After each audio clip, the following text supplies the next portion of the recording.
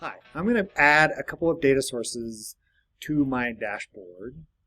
And the way that I'm going to do that is I'm going to go up to here to Resource, and I'm going to Manage Added Data Sources.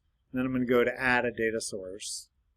And the first thing that I see are these Google connectors, and most Google services are available here, ones that people will often use. Google Analytics, we've got Google Ads, Search Console.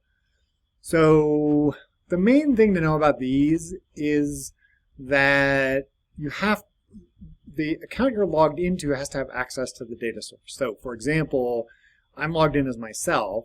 So any Google Analytics account that I have access to, I'm going to be able to pick as a data source.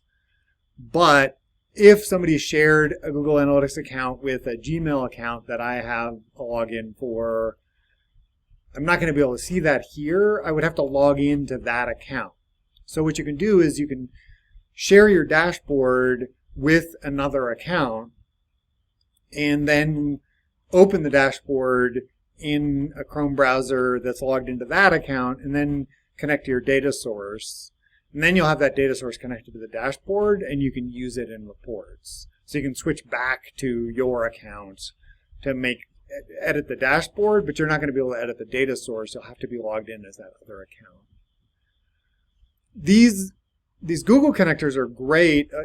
The Google Ads connector, the Analytics connector, there's a ton of data in there. So down below, we see some third-party connectors, and some of these connectors do have access to Google Ads data, Google Analytics data, but a lot of times they don't have the same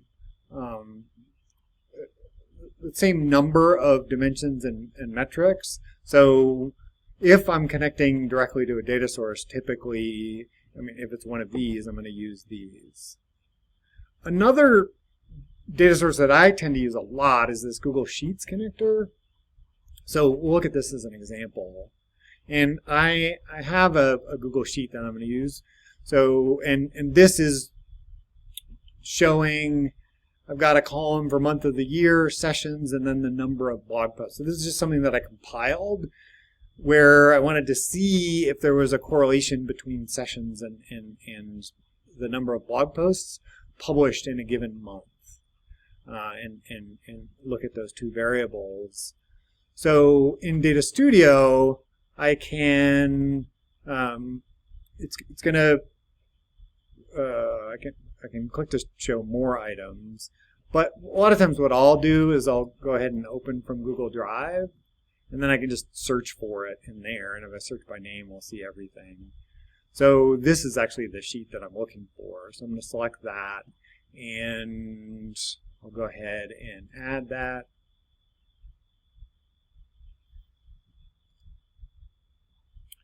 Now, I just want to show you. So I have it's pulled in the columns from the report. One thing I noticed is this month of the year column shows as text. It doesn't show as a date. So I'm not going to be able to use it as a date field when I create charts. So that's a little bit of a problem. So I just want to show you when you're working with spreadsheet data, what you can do is I look at it, I'm like, whoa, it looks like dates, but let's go ahead and we'll change the formatting here to a date. Okay, and just because it's month year, it does what Google Sheets does, which it puts in the first of the month, which is fine. So now I'm going to switch back here, and if I go and I want to update my data source, down here in the lower left, I can click Refresh Fields. And you see fields change fields month of the year. So I'm going to apply that. So now it's a date field. If you've already worked with this data source in reports, and you change it, like maybe you add columns, especially if you change the name of columns, then you might have to fix some of the reports that you create. But that's just something to be aware of, that you can go in and do this refresh fields and when you make changes to your source data.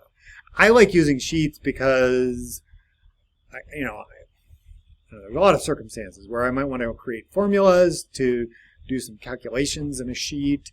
Maybe I'm pulling data from a client is giving me data, and I want to report on it a dashboard. But we also do a lot of automation in Sheets with Google Apps Script and pulling data and manipulating data and getting data from APIs and whatnot. So I use that Sheets connector a lot. We're going to go through a couple more options. So adding a data source. So these third-party data connectors are certainly useful, and I have used them in some cases, and especially if you find that like you just need Facebook data and everything else you get is available through the Google connectors, then maybe it makes sense. These are nearly all of these you have to pay for, and when you pay for the connector, in most cases you get that single connector, so it's good for a single data source. What I would recommend you do instead is start thinking about getting your data into BigQuery. So when you look at these, we've got Supermetrics. I think we've got some Fivetran connectors down here somewhere, and like these same services, they also have BigQuery connectors, and so you can pipeline all of your data into BigQuery. And I would highly recommend looking at that as an option instead of these individual connectors for a couple of reasons. One is the individual connector you're not storing any historical data. And so via the dashboard, you have that access, but you're not building your own data warehouse. It just, you run a report, there it is, and then you, later on, it's gone. I mean, if you still have that connector, you can get the historical data. But starting to get that data into BigQuery means that you can start adding additional analysis onto it. So I just think it's a lot more valuable to start collecting your own data. Obviously, you want to respect data privacy and have some policies around the security of that data, but that's pretty easy to do with BigQuery. But the other huge reason is that BigQuery is far and away the fastest source of data for dashboards in our experience. So some of these connectors can get kind of pokey, and especially if you have a bunch of them going, sometimes they're not reliable. So looking at pipelining that data, and you also have a lot more options for ways to get data into BigQuery versus these connectors, meaning that there are a bunch of different ETL tools out there on the market, and they're all kind of priced different ways and have different benefits depending on what your needs are. So like I say, I would strongly recommend considering that as an option, but if you're really just like, I need Facebook data and that's what I need, then maybe you can search through these connectors and say,